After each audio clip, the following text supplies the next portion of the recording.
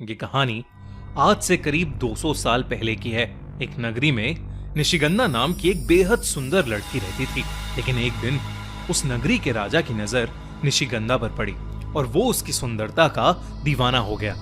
एक रात उसने निशिगंधा को अपने राजमहल में बुलवाया और उसे अपने कमरे में ले गया। इससे पहले कि निशिगंधा कुछ समझ पाती, राजा उसके साथ जोर जबरदस्ती करने लगा और उसी छीना झपटी में राजा के सर पर चोट लग गई और उसकी वहीं मौत हो गई। उस रात पूरी नगरी में यह बात फैल गई कि निशिगंधा ने राजा की हत्या की है। कुछ लोगों ने कहा कि निशिगंधा इंसान के रूप में एक चुड़ैल है जिसने उनके राजा की जान ले ली और इसी वजह से नगरी के लोगों ने निशिगंधा को जिंदा जला दिया।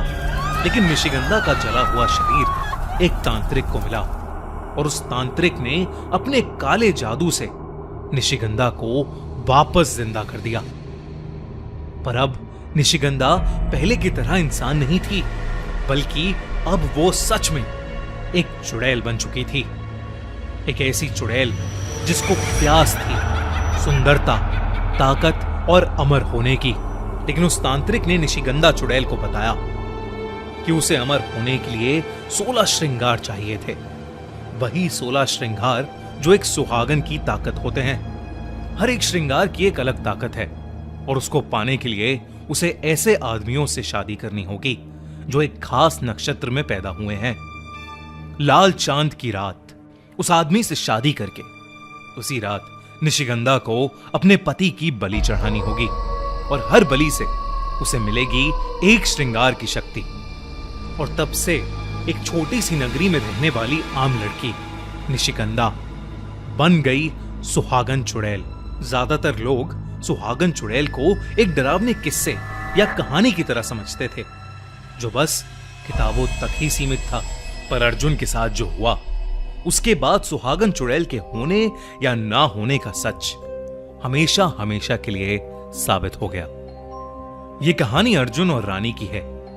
उन दोनों की नई नई शादी हुई थी और वो जयपुर में एक साथ रहते थे। एक दिन वो दोनों एक वीकेंड रोड ट्रिप से अपने घर वापस जा रहे थे। रास्ते में अर्जुन ने चाय पीने के लिए गाड़ी एक रेस्टोरेंट के पास रोकी।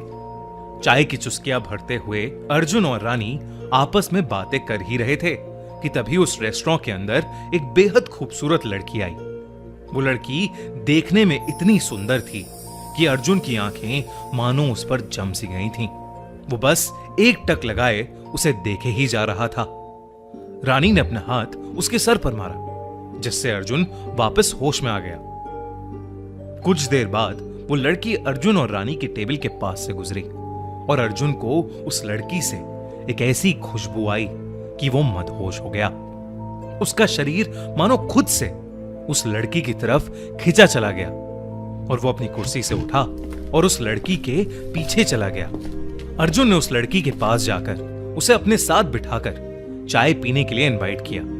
वो लड़की अर्जुन और रानी के साथ ही टेबल पर बैठ गई। रानी अर्जुन की इस हरकत से बिल्कुल खुश नहीं थी और तो और रानी को वो लड़की बहुत अजीब सी लग रही थी क्योंकि उसने बेवजह बहुत सी एक्सेसरीज पहनी थी। उसके कानों में बड़े बड़े इयररिंग्स थे, माथे पर मांग टीका और हाथों में मेहंदी भी थी। इससे पहले कि रानी अर्जुन से कुछ कहती, उस लड़की ने अपना हाथ अपने मांग टीके पर लगाया और कुछ ही देर में मूसलाधार बारिश शुरू हो गई। यह बहुत अजीब था क्योंकि मौसम गर्मी का था और बारिश होने का दूर दूर तक कोई आसार नहीं था। बारिश होते देख अर्जुन ने उस लड़की को अपने साथ घर चलने के लिए इनवाइट कर दिया। रानी को अर्जुन की यह बात बिल्कुल अच्छी नहीं लगी, पर वो रूड नहीं होना चाहती थी, इसलिए उसने कुछ नहीं कहा और अर्जुन की हां में हां मिला दी। चौंका देने वाली बात यह थी कि उस लड़की ने दो अनजान लोगों के साथ उनके घर जाने में एक बार भी संकोच नहीं किया। घर आने के बाद रानी किचन में खाना बनाने चली गई और अर्जुन उस लड़की के साथ ड्राइंग रूम में बैठे बातें कर रहा था। लेकिन जब रानी वापस ड्राइंग रूम में आई तो उसने देखा कि अर्जुन और वो लड़की अब वहां है ही नहीं। तभी उसे अपने बेडरूम से एक अजीब सी आवाज आने लगी।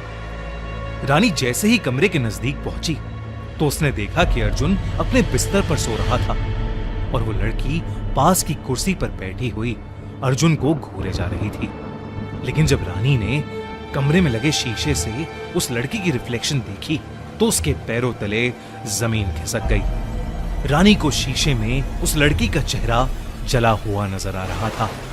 उसका भयानक चेहरा देखकर रानी का दिल दहल गया। उसे समझ नहीं आ रहा था कि वो क्या करे।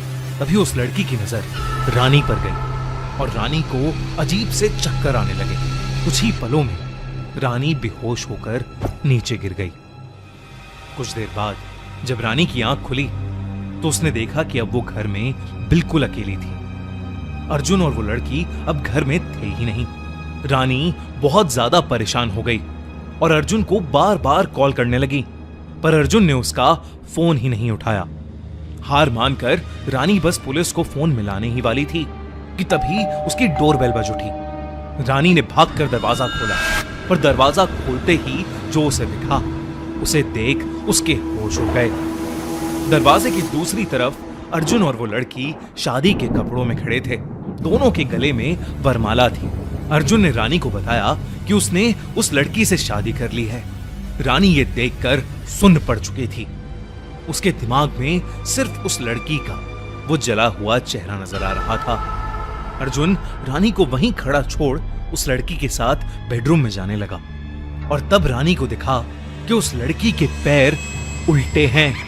रानी को अब यकीन हो गया था कि वो लड़की एक चुड़ैल थी जिसने अर्जुन को अपने वश में कर लिया था। रानी को समझ नहीं आ रहा था कि आखिर वो अर्जुन को कैसे बचा सकती है।